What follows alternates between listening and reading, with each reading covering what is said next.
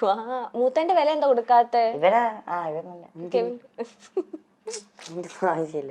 ശരി ചേട്ടാന്ന് ചേട്ടാ അങ്ങനെ വിളിക്കുന്നത് ഇഷ്ടമില്ല.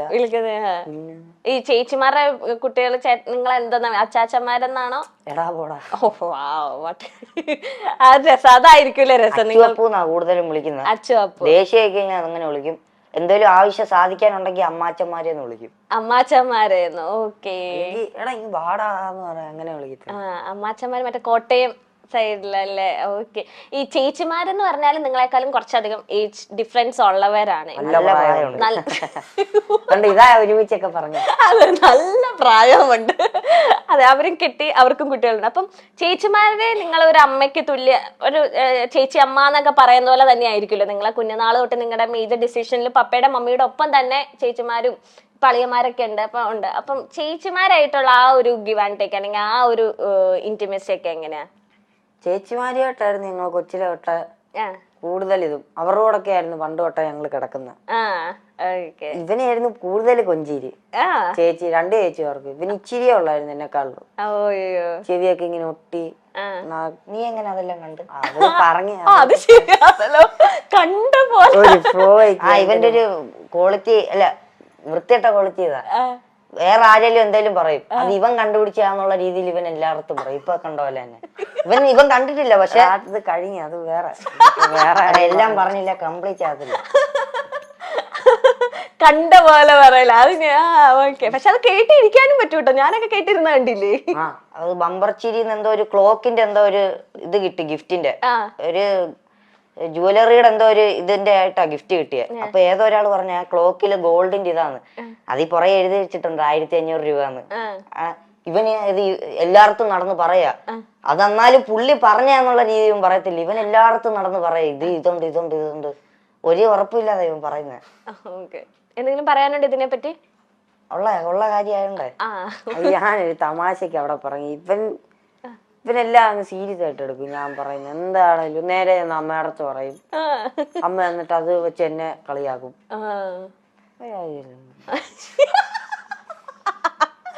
ഓക്കെ, നമ്മൾ പറഞ്ഞു തന്നത് ആ ചേച്ചിമാരെ ഏറ്റവും കൂടുതൽ കൊഞ്ചിച്ചോണ്ടിരുന്ന കെവിനെ ആയിരുന്നു. രണ്ട് ചേച്ചിമാരും.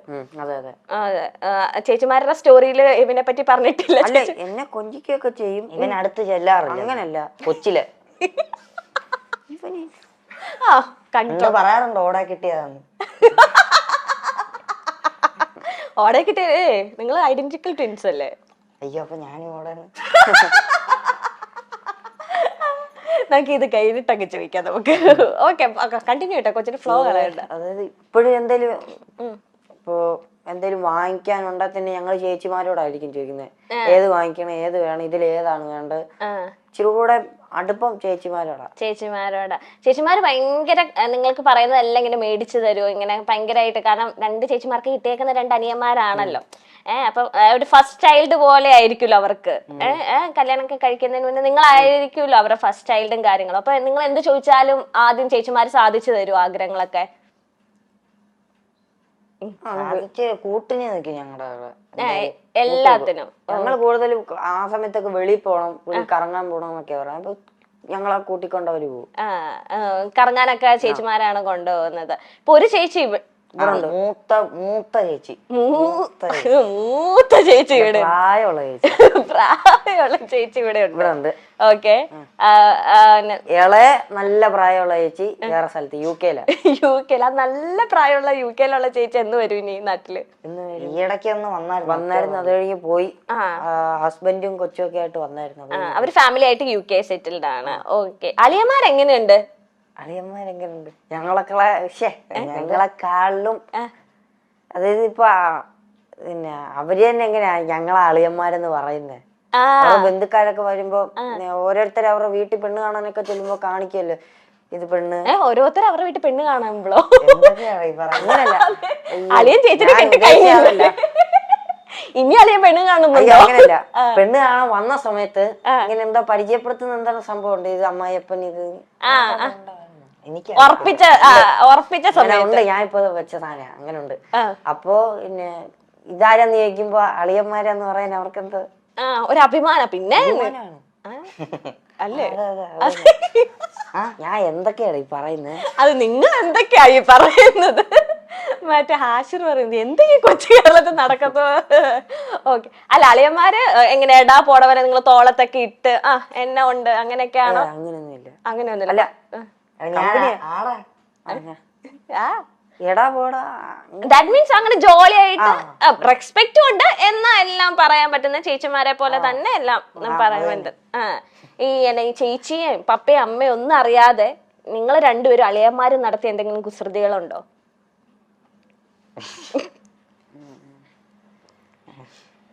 ഉണ്ടോ? അങ്ങനെ ചോദിച്ചാ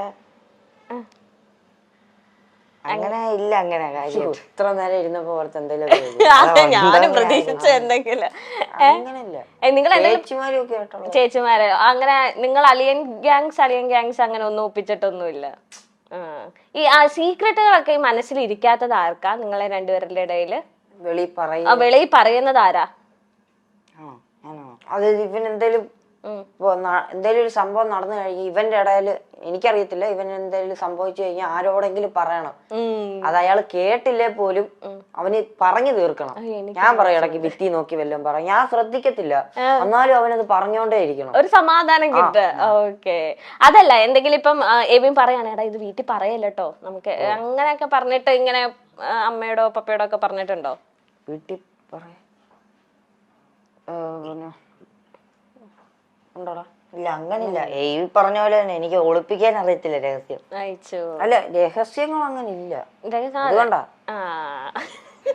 ഇപ്പൊ നിങ്ങളിപ്പം പഠിക്കുന്ന ടൈം ആയാലും ഇനിയിപ്പൊ ഫ്യൂച്ചറിലായാലും ഇപ്പം നിങ്ങൾ ഡിഫറെന്റ് കോഴ്സസ് ആകുമ്പോഴായാലും നിങ്ങൾ ഒന്ന് സെപ്പറേറ്റ് ആവേണ്ട വരും. അല്ലെങ്കിൽ നിങ്ങളുടെ ജോലി ഭാഗമായിട്ട് അല്ലെങ്കിൽ ചിലവർക്ക് ഇനി നിങ്ങളിൽ ആരെങ്കിലും ഒരാൾ എബ്രോഡ് പോവുക അല്ലെങ്കിൽ ജോലിയുടെ ഭാഗമായിട്ട് നിങ്ങൾക്കൊന്ന് സ്പ്ലിറ്റ് ആകേണ്ട ചിലപ്പോൾ വരുമായിരിക്കും, വരാതിരിക്കട്ടെ. അങ്ങനെ വന്നിട്ടുണ്ടെങ്കിൽ നിങ്ങൾക്ക് അത് ഭയങ്കര സങ്കടമാവോ? എങ്ങനെ? സങ്കടമൊന്നുമില്ല. സങ്കടമായിട്ടല്ല, ഇപ്പൊ എപ്പോഴും ഞങ്ങള് തമ്മിലാ സംസാരം, ആരേലും ഇല്ലേ, ആ ഒരു ചെറിയ ഒറ്റപ്പെടലേ ഉള്ളു, അല്ല സങ്കടമായിട്ടില്ല. അല്ല അവിടെ ചെന്ന് കഴിയുമ്പോ ആരേലും ഒക്കെ കൂട്ടിന് കാണുമല്ലോ സംസാരിക്കും. അതിപ്പോ ഇരുന്ന് പറയാം, എന്നാലും 2 ദിവസം കഴിയുമ്പോ എടാ നീ എവിടെയാ അങ്ങനെ വിളിക്കാറില്ല, ഒരു മൂകത കാണും. അങ്ങനെ വിളിക്കേണ്ട ആവശ്യം നിങ്ങൾക്ക് ഇപ്പൊ വന്നിട്ടില്ല. ഇപ്പൊ നിങ്ങള് 24/7 നിങ്ങൾ ഒരുമിച്ചായിരിക്കും. അങ്ങനെ വന്നിട്ടുണ്ടെങ്കിൽ നിങ്ങൾ രാത്രി കിടക്കുന്ന നേരത്തെ എപ്പോഴെങ്കിലും അങ്ങനെയൊക്കെ ചിന്തിച്ചിട്ടുണ്ടോ? ഇനി നമ്മൾ കുറച്ച് നാൾ കഴിയുമ്പോ പഠിത്തത്തിന്റെ ആവശ്യമായിട്ടോ ജോലിയൊക്കെ ആവശ്യമായിട്ടോ? അങ്ങനെ ചിന്തിക്കുമ്പോ എന്തോ ഒരു എക്സൈറ്റ്മെന്റ് കാര്യം, ഇത്ര നാൾ ഒരുമിച്ചല്ലേ, ഇനിയും പോകുമ്പോ എങ്ങനെയായിരിക്കും എന്ന് അറിയാൻ വേണ്ടി.